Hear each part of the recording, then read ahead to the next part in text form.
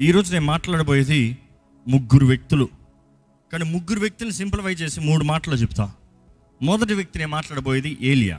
ఏలియా అన్న వెంటనే మీ మనసులో జ్ఞాపకం వచ్చేది ఏంటి? మీ దృష్టిలో కనబడేది ఎవరు?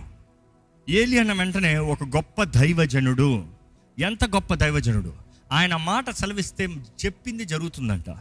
అదే సమయంలో ఆయన కూడా తెగింపు చూస్తే దేవుని కొరకు రోషం కలిగిన వ్యక్తి, తెగింపు కలిగిన వ్యక్తి, నీతి న్యాయం కొరకు ధైర్యంగా నిలబడే వ్యక్తి.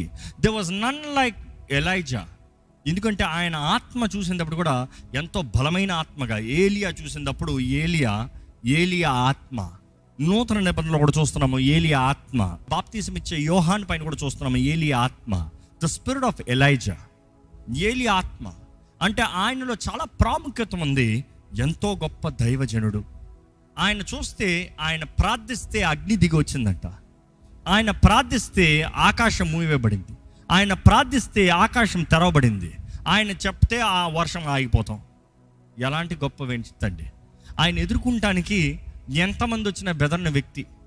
ఇంచుమించులు 440 బాల్ ప్రవక్తలు, ఇంకా అశ్షర ప్రవక్తలు, వీళ్ళందరూ కలిసి వచ్చినా కూడా ఒక్క మనిషి నిలబడి దేవుని నామంలో దేవుని మహిమని, దేవుని శక్తిని కనబరిచిన వ్యక్తి.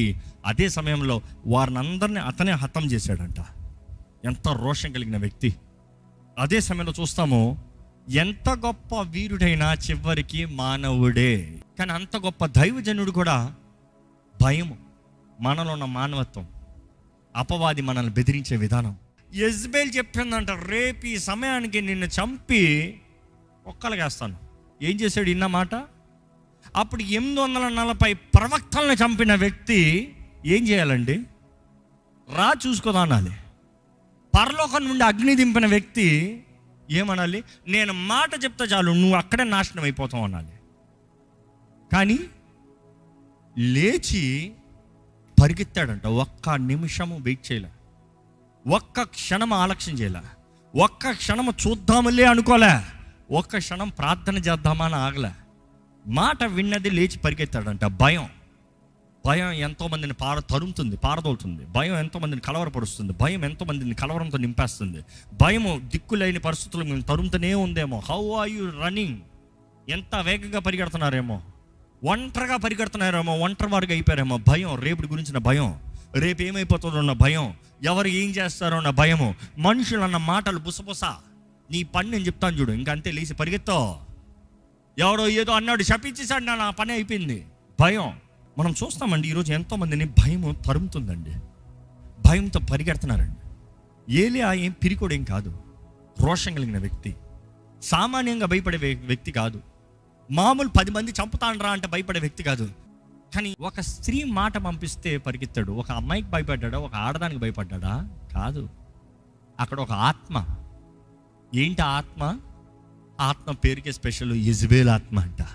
The spirit of manipulation, intimidation, fear, anxiety, అలవజేసే ఆత్మ, వెంటాడి తరిమి కొట్టే ఆత్మ, భయము, కలవరాన్ని కలిగించే ఆత్మ. దైవజనుడు, రోషం కలిగిన వ్యక్తి పిరికోడ్లాగా పరిగెడుతున్నాడు అంటే అనుకుని చూడండి, ఆ మాటకి ఎట్లా భయపడ్డాడు. తన జీవితంలో ఎన్నో గొప్ప కార్యాలు చేశాడండి ఏలియా. 8 గొప్ప సూచనలు, 8 గొప్ప కార్యాలు జరిగించాడు. మేబీ తన జీవితంలో ఇంకా దేవుడు గొప్ప తలంపులు కలిగి ఉన్నాడు. యెజబెల్ని నాశనం చేయాల్సిన పని ఎవరిది? ఏలియాది. యెజబెల్ని నాశనం చేయాల్సిన పని ఎవరిది? ఏలియాది. ఎవరినైతే దేవుడు నాశనం చేయమంటున్నాడో వారి దగ్గర నుంచి పరిగెత్తుకుని పారిపోతున్నారు. మీరు అదే చేస్తున్నారా? దేవుడు మీరు ముగించాలని ఎదురు చూసే దాని దగ్గర నుండి మీరు పరిగెడతానికి దేవుడు చూస్తున్నాడా? మీరు పోరాడాల్సింది, దేవుడా నాకు పోరాడవా, నేను పరిగెడుతున్నాను అంటున్నారా? Your fight is your fight. మీ పోరాటం మీరే పోరాడాలి, ఎవరో కాదు. ఎవరో అన్నాం అనుకో, you lose your opportunities, your promotions, your blessings. దేవుడు మీకు నిర్ణయించింది మీకు చేయకపోతే దేవుడికి ఏం లోటు కాదు, దేవుడు ఇంకోటి లేపుతాడు. ఇక్కడ ఏలియా అయితే ఆయన ఎంతో వేసారిపోయి విసిగిపోయి ఆయన ఉన్న పరిస్థితి చూస్తే, ఆయన పక్కన దాసుడు వస్తా కూడా, ఒరే నువ్వు కూడా నా పక్కన రావద్దురా, నువ్వు ఇక్కడ ఉండిపోరా అని చెప్పి పక్కన వదిలేసి పరిగెత్తాడంట. అంతా భయపడ్డాడంట. పక్కన కూడా మనుషులను ఎవరిని పెట్టుకోలేదంట. ఒంటరిగా పరిగెత్తాడంట. వెళ్ళి ఏం చేశాడు? గుహలోకి వెళ్ళి ముసుకేసుకుని పడుకుని ఉన్నాడంట. పడుకుని ఉన్నంటే దేవుడు వచ్చాడంట. దేవుడు ఎంట్రీ చూసినప్పుడు ఎలా కనబడుతుంది చూడండి ఒకసారి. అంతటా యెహోవా ఆ వైపున సంచరింపగా, ఆ వైపు యెహోవా సంచరించాడంట. దేవుడు అటువైపు అలాగ ఎంట్రీ ఇచ్చాడంట. ఎలాగిచ్చాడంట? మొదటి ఎంట్రీ, బలమైన పెనుగాలి లేచెను. బలమైన పెనుగాలి. చాలా మంది అనుకుంటారు దేవుడు బలమైన పెనుగాలి అంతా రాలేదు. నో, ఆయన ఎంట్రీ అది. మీరు కావాలంటే నిర్మకాండం చదవండి. నిర్మకాండం చదివినప్పుడు ఆ కొండ, సీనాయి కొండ దగ్గర చూసినప్పుడు, ఇశ్రాయేలీలందరూ వచ్చినప్పుడు దేవుడు దిగి వచ్చాడు అన్నప్పుడు ఏం కలిగింది? బలమైన పెనుగాలి. నెక్స్ట్, యెహోవా భయమునకు పర్వతములు బద్దలాయెను. పర్వతాలు ఏమయ్యంట? బద్దలాయెను. అదే అక్కడ కూడా చూస్తాం, నిర్గమకాండంలో అదే చూస్తాం. దేవుడు ఇశ్రాయేలీల మధ్య దిగేటప్పటికి అదే రీతిగా పర్వతం బద్దలమవుతాం చూస్తాము. అంటే ఆ ఎంట్రీ చూస్తాం, ఘనంగా ఉండంట. ఇంకా నెక్స్ట్ ఇంకొక ఎంట్రీ, శిలలు చిన్న భిన్నములాయెను, కానీ యెహోవా ఆ గాలి దెబ్బ యందు ప్రత్యక్షము కాలేదు. అది పాయింట్ ఏంటి? యెహోవా సంచరించాడు కానీ ప్రత్యక్షం అవ్వలే. ఆయన తన్ను తాను ప్రత్యక్షపరుచుకుంటేనే కానీ ఎవరు ఆయనని చూడలేరు, ఆయన స్పందన అనుభవించలేరు. మనం చూస్తామండి నిర్గమకాండంలో యెహోవా ఆ రీతికి దిగి వచ్చినప్పుడు మీరు గమనిస్తే ఇశ్రాయేలీల జవాబు ఏంటి తెలుసా? వారు భయపడ్డారంట. వారు భయపడి, మోషే మేము రాము, నువ్వు వెళ్ళు, మమ్మల్ని చంపేస్తాడు దేవుడు, మేము రాము, నువ్వు వెళ్ళు మోషే, నువ్వు వెళ్ళి ఆయన ఏం చేయమంటాడో చెప్పు, నువ్వు చెప్పింది మేము చేస్తాం, పో, మేము రాము, మాకు భయం. ఇక్కడ చూస్తాం ఏలియా దగ్గరికి వచ్చినప్పటికీ ఆ పెనుగాలి, కొండల భద్రమవుతాం, ఇవన్నీ లెగుస్తాం కూడా. ఇలాంటి పరిస్థితుల్లో దేవుడు తన్ను తాను ప్రత్యక్షపరచలేదంట. He didn't reveal himself. కానీ ఆయన సన్నిధితో అవన్నీ కనబడుతున్నాయి. నెక్స్ట్ ఏం చూస్తున్నాం చదవండి. గాలిపోయిన తరువాత భూకంపము కలిగిన గాని, భూకంపం కలిగింది, ఆ భూకంపం నందు యెహోవా ప్రత్యక్షము కాలేదు. లేదు. ఆ భూకంపమైన తరువాత మెరుపు పుట్టిన గాని, ఎందుకంటే మెరుపులు అక్కడ కూడా చూస్తాం, ప్రకటన గ్రంథంలో చూస్తాం ఆయన సింహాసనం ముందు మెరుపులు, పాత నిబంధనలో చూస్తాం ఆ కొండ, సీనాయి కొండ పైన మెరుపులు. ఆ మెరుపు నందు యెహోవా ప్రత్యక్షము కాలేదు, ఆయన అక్కడ కనబరచలేదంట. మెరుపు ఆగిపోగా మిక్కిలి నిమ్మళముగా, అంతా అయిన తర్వాత సైలెంట్, అంతా అయిన తర్వాత కామ్ అయిన తర్వాత ప్రభు ఆయనకి మెల్లని స్వరంతో ఏమని మాట్లాడుతున్నాడంట? ఏలియా ఇచ్చట నీవేమి చేయుచున్నావని ఒకడు పలికిన మాట అతనికి వినబడెను. మరి ఇక్కడ ఏం చేస్తున్నారండి? ఎంత చక్కగా అడుగుతున్నాడు చూడండి దేవుడు. ఇచ్చట నీవు ఏమి చేయుచున్నావు? తెలీదా దేవునికి? దేవునికి తెలీదా ఏం చేస్తున్నాడో? దేవుడు చూడలేదా ఎక్కడి నుండి పరిగెత్తుకుని వచ్చాడో? దేవునికి తెలీదా తన పరిస్థితి ఎలా ఉందో?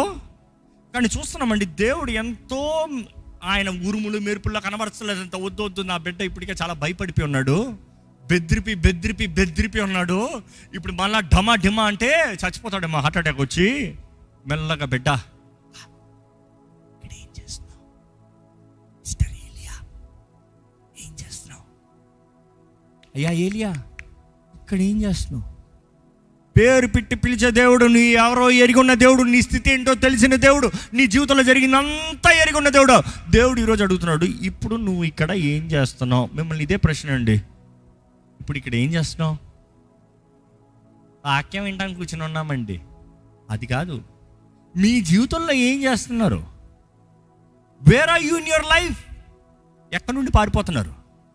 ఎవరి దగ్గర నుండి పారిపోతున్నారు? ఏంటి? You have given up. ఏంటి ఇంకా నాకు కుదరదు, ఇంకా నేను చేయలేను, నాకు రాదు, నేను చేయలేను, నాకు చేత కాదు, నన్ను వదిలేయండి. What is that you have said? I give up. ఈ వివాహం నాకు వద్దు, ఈ కుటుంబం నాకు వద్దు, ఈ వ్యాపారం నాకు వద్దు, ఇది నేను చేసేది ఇంకా నేను చేయలేను, నాకు అవ్వదో.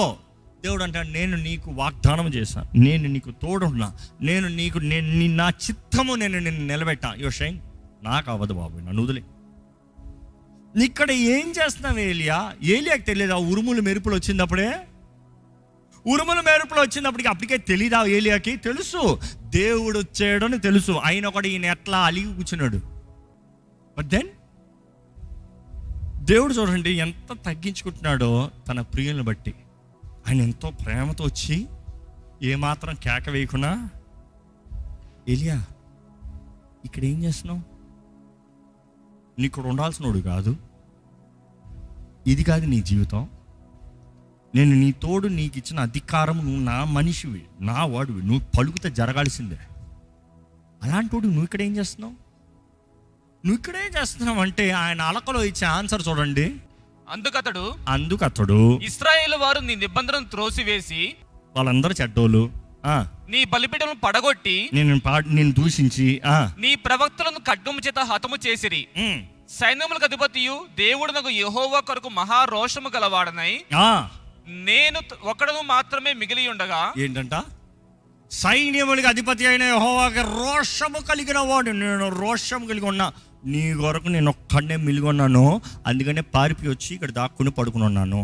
ఎంత కాన్ఫిడెంట్గా చెప్తున్నారు ఈరోజు చాలామంది. దేవా, నేను కాబట్టి నీ భక్తురాల్ని, నీ భక్తుల్ని, నేను కాబట్టి నీ కొరకు నిలబడున్నాను ప్రభు. వాళ్ళందరూ చూడు, వాళ్ళు చేసిన పనికి మాలిన పనులు చూడు, వాళ్ళు చేసిన జీవితంలో చేసిన కార్యాలు చూడు, వాళ్ళందరూ చూడు అట్లా చేస్తున్నారు, వాళ్ళందరూ చూడు ఇట్లా చేస్తారు, నేను ఒక్కడిని మాత్రమే నీ కొరకు ఉన్నా, అందుకనే పిరికొల్లాగా ఉన్నా.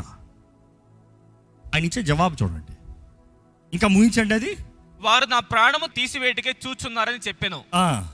దానికి అప్పుడు యెహోవా అతనికి సెలవిచ్చినదేమనగా, నీవు మరలి అరణ్య మార్గమున దమస్కునకు పోయి తిరిగి పో, దానిలో ప్రవేశించి సిరియా దేశం మీద హజాయేలునకు పట్టాభిషేకము చేయము. అయిపోయింది, అక్కడ ఒక రాజుకి అభిషేకించి పో. ఇశ్రాయేలు వేరు మీద నింషీ కుమారుడైన యోహుకు పట్టాభిషేకం చేయము. అక్కడ ఇంకొక రాజుకి పట్టాభిషేకం చేయి పో. నీకు మారుగా ప్రవక్త అయినటకు అబిల్మే హోలా వాడిన షాపాతు కుమారుడైన ఎలీషాకు అభిషేకము చేయము. ముగ్గురికి అభిషేకించు, నీ పని అయిపోయింది పో. పీరిగోడ్లాగా వచ్చావా? నీకు చేత కాదంటావా? నీ చేత కాని తనమా, నా చేత కాని తనమా? You are wasting your opportunity. Doesn't mean I waste my opportunity. I'm God, I'm all powerful అంటున్నాడు. నీకు అవదా? ఓ తిరిగెళ్ళు, వెళ్ళి ముగ్గురిని అభిషేకించు. ఎవరా ముగ్గురు? హజాయేల్. ఎవరు హజాయేలు చెప్పండి? రాజు అండి. నెక్స్ట్ జేహు, అంటే జీతు అని ఉంటుంది ఇంగ్లీష్లో, జేహు. రెండోది ఎవరు రాజు? ఒకళ్ళు ఇశ్రాయేలీయుల రాజు, ఒకళ్ళు యూదుల రాజు, ఇంకొక ఆయన ప్రవక్త అండి. నీకు బదులుగా ఎలీషాని అభిషేకించు. నీకు బదులుగా అంటే నీ పని అయిపోయింది, యు ఆర్ అవుట్. నీ పోస్టింగ్ పోయింది, పోయే కాలం వచ్చింది కదా, తీసుకుని పోతుందా. నీకు బదులుగా ఇంకోటిగా అప్పచెప్పి. ఈరోజు చాలామంది అప్పచెప్పారంట, నేను పోతానంటే నేను ఎగిరిపోతాను, ఇంకా నెక్స్ట్ టైం అవుతే నాకేమొచ్చింది, నేను పోయానుగా, ఇదేంటి దెయ్యమా పోతానికి? దేవుడు అప్పచెప్పిన దాంట్లో లెక్క అప్పచెప్పాలని జాగ్రత్తగా ఉండండి. దేవుడు అప్పచెప్పింది దేవుడి చేతుల్లో పెట్టిన దానికి లెక్క అప్పచెప్పాలి. దేవుడు ఊరుకోడు. నీకు ఇచ్చిన మ్యాంటల్ని పెట్టు, పో, చేయాల్సిన పో, అభిషేకించాల్సిన నువ్వే. నువ్వు చేతకనుడివే, నాట్ క్వాలిఫైడ్ అంటావు, తీసి పడేయచ్చు, కానీ అభిషేకించాల్సిన పని నీదే కదా, పోయి అభిషేకించు. నీకు చేతకాలేదు, పారిపోయావో, అక్కడ పోయి అభిషేకించు. ముగ్గురిని అభిషేకించమంటున్నాడు. దాని తర్వాత మనం చూస్తున్నాము, అక్కడ నుండి ఏలియా పోయాడంట. పోయి అదే రీతిగా చదవండి. హజాయేలుకు ఖడ్గమును తప్పించుకున్న వారిని యోహు హతము చేయును, యోహు యొక్క ఖడ్గమును తప్పించుకున్న వారిని ఎలీషా హతము చేయును. దేవుడు అంటున్నాడు, ఒకరి ఖడ్గంలో దాడితే ఇంకొక ఖడ్గం, ఇంకొక ఖడ్గం దాడితే ఇంకొక ఖడ్గము, తప్పకుండా శత్రువుని మాత్రం నాశనం చేస్తా, ఏ మాత్రం విడిచిపెట్టను. అయినా కూడా ఫర్ కైండ్ ఇన్ఫర్మేషన్, ఏలియా నువ్వు ఒక్కడవే నా కొరకు ఉన్నావని, నువ్వు తప్ప ఎవరు లేరని, నువ్వు ఒక్కడవే నీతిమంతుడు కాబట్టి నువ్వు ఒక్కడు ఇక్కడ పడున్నావని, నా కొరకు ఏదో ఫేవర్ చేస్తున్నట్టు యాక్టింగ్ చేయొద్దు. నీకు తెలియదేమో, ఇంకా 7,000 మందిని నేను దాచిపెట్టి ఉంచాను. నువ్వు ఒక్కడవే కాదు, బాలిక మొక్కని 7,000 మంది ఉన్నారు, నువ్వు ఒక్కడు కాదు. నేను ఒక్కడినే, నేను తప్ప జీవం కలిగిన దేవునికి రోషం కలిగిన వాడు ఇంకెవడో లేడు అని వెర్రవేయకద్దు. నువ్వు కాకపోతే 7,000 మంది ఉన్నారు. చదవండి అక్కడ మాట. అయినను ఇశ్రాయేలు వారిలో బయలునకు మోకాళ్ళు అనకయు నోటితో వాడిని ముద్దు పెట్టుకొనకయు నుండు 7,000 మంది నాకు ఇంకనూ మిగిలి ఉందురు. 7,000 మంది ఉన్నారయ్యా. ఎలా ఉండుంటారు, ఎలా బ్రతుకుంటుంటారు? ఎందుకంటే మామూలుగా యెజబెలు ప్రవక్తల్ని చంపిస్తానికి మనుషులు పంపించిందంటే, ఎక్కడ చూసినా ప్రవక్తల్ని చంపేశారంట. Nobody knew where they were. వారు యూదుల సాంప్రదాయం చరిత్రలో చూస్తే they were hidden in a cave అని ఉంటుంది. Where they were hidden in a cave. ఆహారం ఎలాగా, నీరు ఎలాగా బ్రతికారు? దేవుడు అంటాడు, నేను యెహోవా ఈరే, యావే రాఫా నేను, యావే జైరే నేను, యావే షమ్మా నేను చూసుకుంటాను, నేను ఉంటాను. వారు నా కొరకు రోషం కలిగిన వారంటే నేను వారి పక్షాన వారిని పోషించే దేవుణ్ణి, వారిని మరుగుపరిచే దేవుణ్ణి. వారికి రోషం ఉంది, బయలుకి మొక్కని వారు కాబట్టి నేను వారిని భద్రపరిచాను. దేవుని హస్తం ఏం తక్కువ కాలేదండి మీ జీవితంలో సహాయం చేయకపోతానికి. దేవుని కార్యాలు ఏమి ఆగిపోలేదండి మీ జీవితంలో కార్యం జరగకుండా పోతానికి. Don't complain God, don't blame God. మీ విశ్వాసం చాలనంత మాత్రాన, మీరు దేవునికి దగ్గరగా లేనంత మాత్రాన దేవుడు ఏదో తప్పు చేశాడు అన్నట్టు మాట్లాడకండి. మనం తప్పు చేస్తే మన తప్పు మనం ఒప్పుకోవాలి, మన భయాన్ని మనం ఒప్పుకోవాలి, మన పొరపాటులు మనం ఒప్పుకోవాలి.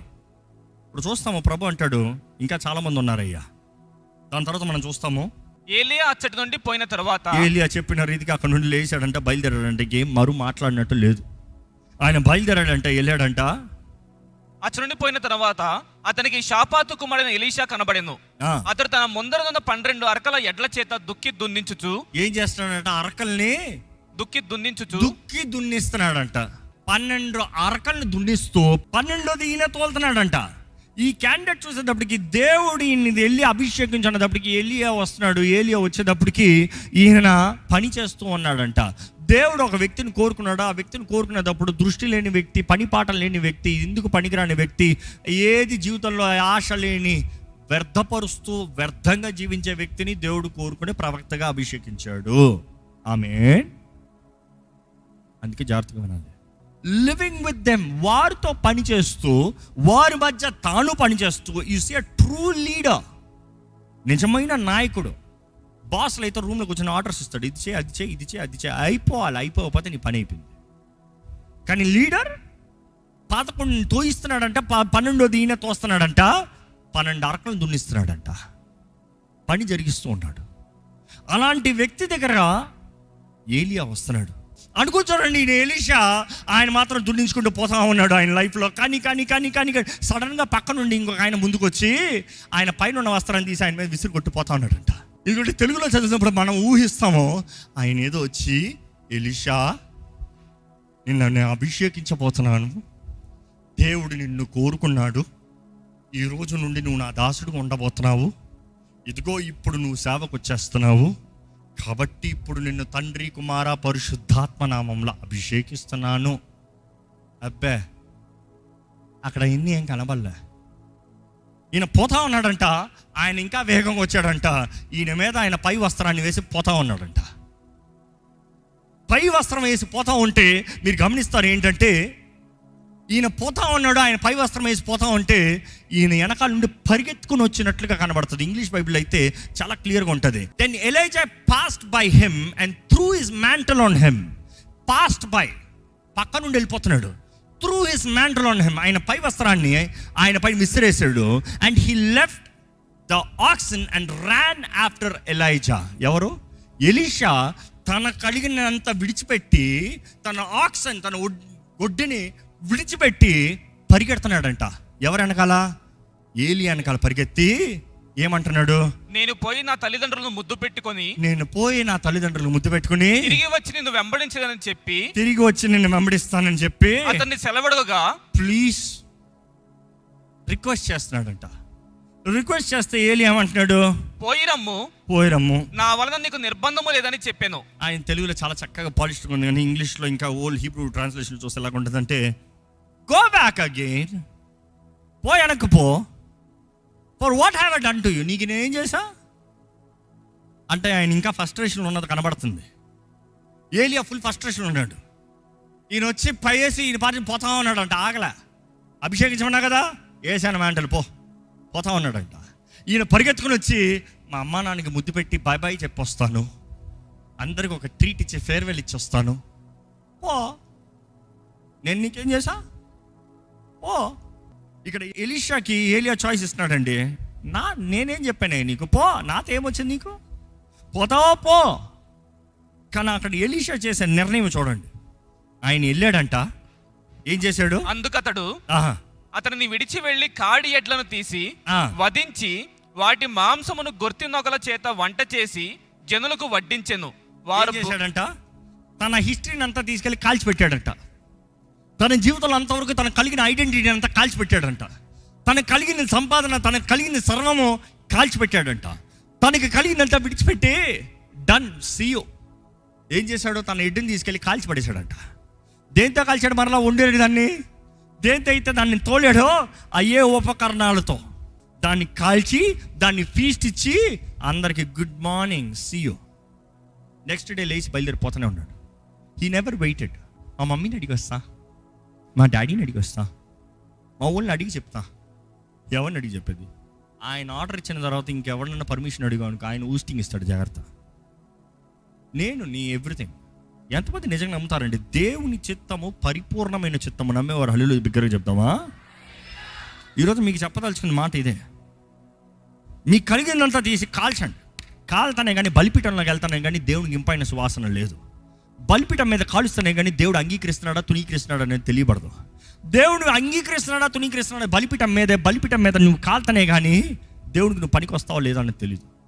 దేవుడు పరీక్ష అంతా నిన్ను ఎక్కడ పరీక్షిస్తాడో బలిపీఠం పైన. కాలు. Are you ready to burn? Are you ready to give up? Are you ready to sacrifice? Very important. Are you ready to sacrifice? ఈరోజు దేవుడు మిమ్మల్ని అడుగుతున్నాడండి, ఏంటి నీ sacrifice? What is your sacrifice? మీరు నిజంగా దేవుడు మీ తోడు ఉండాలి, దేవుడు మీకు జయమిస్తాడు, మీరు నిజంగా ఆయన చేతుల్లో సమర్పించుకున్న వారైతే దయచేసి లేచి నిలబడి పూర్ణ మనసుతో, దేవా నీకు వందనములయ్యా, నువ్వు మాట ఇచ్చిన దేవుడు నమ్మదగిన దేవుడు అయ్యా, నాకు జయమిచ్చే దేవుడు నువ్వు, నేను నమ్ముతున్నాను ప్రభా, నా పక్షాన ఉండే దేవుడు అయ్యా నువ్వు, నేను నమ్ముతున్నాను ప్రభా, నన్ను విడువని దేవుడు ప్రభా, నేను నమ్ముతున్నాను ప్రభా, నువ్వు మాట ఇస్తే అక్షరాల నెరవేర్చే దేవుడు, నీ వాగ్దానాలన్నీ నా జీవితంలో నెరవేర్చు ప్రభా, నేను నమ్ముతున్నానయ్యా. Tell God. మీరు నోరు తెరిచి ప్రార్థన చేయండి. ఏ పరిస్థితుల్లో ఉన్నారు? మనుషులు మిమ్మల్ని గ్రహించుకుంటలేదేమో, మనుషులు మిమ్మల్ని అర్థం చేసుకుంటలేదేమో. దేవుడు అంటాడు, నేను కదా నేను పిలుచుకుంది, నేను కదా, నా పిలుపు కదా, నా పిలుపు కదా నిన్ను జీవింపజేసేది, నా పిలుపు కదా నిన్ను బ్రతికింపజేసేది, నా పిలుపు కదా. పిలుచుకున్న దేవుడు నమ్మదగిన దేవుడు అండి. చెప్దామా, ప్రభా నీ పిలుపు పట్టేనయ్యా, నీ పిలుపుని పట్టేనయ్యా, నీ పిలుపుని పట్టే ప్రభా, నీ పిలుపుని బట్టే ఉన్నానన్నయ్యా, నీ పిలుపు లేకపోతే నేను లేను ప్రభా, ఎప్పుడో కొట్టుకుని పోయిండేవాడిని.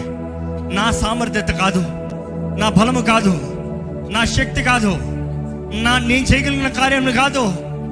ఈరోజు దేవుడు నిన్ను దేవునికి పిలుస్తున్నాడండి. ఎరుగున్నారా దేని కొరకు దేవుడు మిమ్మల్ని పిలుచుకున్నాడు? దేని కొరకు దేవుడు మిమ్మల్ని కోరుకున్నాడు? దేవుని కొరకు దేవుడు మిమ్మల్ని నిర్ణయించి అభిషేకించాడు. తల్లి గర్భంలోనే మనల్ని అభిషేకిస్తున్నాడు కదా, ఏర్పరచుకుంటున్నాడు కదా, ప్రత్యేకపరుస్తున్నాడు కదా. పిలుపుకి తగ్గ జీవితమేనా? ఈరోజు దేవుడు మిమ్మల్ని చూసి అడగాల్సి వస్తుందా, ఇక్కడ ఏం చేస్తున్నావు నువ్వు, ఎలాంటి పరిస్థితులు ఉన్నావు, ఇక్కడ ఏం చేస్తున్నావు, ఇదా నీ బ్రతుకు? ఇందుకైనా నిన్ను అభిషేకించింది, ఇందుకైనా నిన్ను నేను కోరుకుంది, ఇందుకైనా నేను నిన్ను నిర్ణయించినది, ఇందుకేనా? ఈరోజు దేవుడు కోరుకుంటున్నాడండి. పిలుచుకున్న దేవుడు నమ్మదగిన దేవుడు, పిలుచుకున్న దేవుడు నమ్మదగిన దేవుడు, ఈరోజు చాలిన దేవుడు. మీరు నమ్మినట్లయితే, దేవా నీ పిలుపు బట్టి నాకు వందనాలయ్యా, నీ పిలుపుకు లోపడతాను ప్రభా, ప్రభా నీకు వందనములయ్యా. పిలుచుకున్న దేవుడు నువ్వు నమ్మదగిన దేవుడు అయ్యా, నువ్వు విడిచిపెట్టిన దేవుడు అయ్యా, నువ్వు మాట ఇచ్చిన దేవుడు, అక్షరాల నెరవేర్చే దేవుడు అయ్యా. ఈరోజు ఇక్కడ ఉన్నవారు ఎలాంటి పరిస్థితులు ఉన్నవారు నువ్వు ఎరుగున్న దేవుడు. దేవా వారి పిలుపును విడిచిపోయారేమో, లేకపోతే దేవా వ్యర్థమైన వాటి కొరకు, అల్పమైన వాటి కొరకు అయ్యా, ఈ లోక కార్యాల కొరకు చిన్న తలంపులు తలుస్తూ, చిన్న దృశ్యంను చూస్తూ దేవా వారి స్వార్థంలో వారు వెళ్ళిపోరేమో అయ్యా. కానీ దేవా ఇక్కడ ఎవ్వరు పిరికి వారికి ఉండనవద్దయ్యా, ఎవ్వరు చేతకాని వారికి ఉండనవద్దయ్యా, ఎవ్వరు దిక్కుమాలిన వారికి బ్రతుకుతానికి వీల్లేదు ప్రభా. తిరిగి తన ఆత్మను మాకు అవ్వలేదు ప్రభా. నువ్వు శక్తియు ప్రేమయు ఇంద్రియ నిగ్రహం అనే పరిశుద్ధాత్మని ఇచ్చావయ్యా. ఇక్కడ ఎవరెవరైనా సరే ఎటువంటి యెజబెల్ ఆత్మవనే, ఎటువంటి పిరికి తన ఆత్మవనే, ఇక్కడ ఎటువంటి వారిని వెళ్తున్నా సరే, ఇదిగో అయ్యా నీ సన్నిధిలో నీ వాక్కు ద్వారంగా యేసు నామములో అటువంటి వారికి విడుదల కలుగునుగా కానీ ప్రకటిస్తున్నాను. స్వేచ్ఛ, స్వతంత్రత, సమాధానము యేసు నామములో అనుగ్రహించబడునుగాక, సమాధానము కలుగునుగాక. దేవా సమస్త జ్ఞానానికి మించిన సమాధానం నీ ఆత్మ ద్వారంగా నువ్వు అనుగ్రహించే దేవుడు. ఇక్కడ ఉన్న ప్రతి ఒక్కరిని దర్శించు, ప్రతి ఒక్కరిని చూడు, ప్రతి ఒక్కరిని స్పందించు, ప్రతి ఒక్కరిలో నీ కార్యము జరిగించు. భూమి ఆకాశం గతించిపోయిన నా మాట, నా వాక్ గతించిపోదన్నావయ్యా. Lord you are the word, Lord you are the word, Lord. ఈరోజు మాకు ఆధారం యేసు ప్రభు, యేసు నామంలో తండ్రి నిన్ను వేడుకుంటామయ్యా. నీ బిడ్డల జీవితంలో కావాల్సిన ధైర్యం దయచి, రోషము దయచి, పౌరుషము దయచి, నీ కొరకు గొప్ప కార్యాలు, సోర కార్యాలు సాధించేవారుగా చెయ్యి. దేనికి బెదిరేవారుగా, దేనికి చెదిరేవారుగా, ఏది చేత కాదని చేతులు ఎత్తేవారుగా ఉండనవద్దు. నువ్వు తరుణాలు ఇచ్చే దేవుడు అయ్యా. అందుకని ఈరోజు మేమందరం ఇంకా సజీవ లెక్కలు ఉన్నామయ్యా. నువ్వు కృప కనికరములు అనుగ్రహించే దేవుడువే ప్రభువా. ఈరోజు ఇంకా మాకు కృపాకాలాన్ని ఇచ్చావు ప్రభా. ఎంతకాలం ఉంటుందో తెలియదు కానీ ఈ కృపాకాలాన్ని సద్వినియోగపరచడం జీవితాన్ని మాకు దయచి. ఈ కృపాకాలంలోనే ప్రభా మా జీవితాలు మేము సరిదిద్దుకుని నీకు సాక్షులుగా, నీకు ఇష్టలుగా, నీకు అర్హులుగా, నిన్ను సంతోషపెట్టేవారుగా సరైన బ్రతుకులు బ్రతికే జీవితంలో మనందరికీ అనుగ్రహించమని, విత్తన వాక్యాన్ని ముద్రించి ప్రతి జీవితంలో కావాల్సిన ధైర్యం, ఆదరణ, దృష్టి, తగ్గింపు, దీనత్వం, విధేయత, రోషం, నీ కొరకు ఘనంగా జీవించే జీవితాన్ని అనుగ్రహించమని నజరేయుడైన యేసు నామములో అడిగి విడుచున్నాము తండ్రి. ఆమేన్. అందరూ బిగ్గరగా ఆమేన్ చెప్తామండి. దైవం నీవై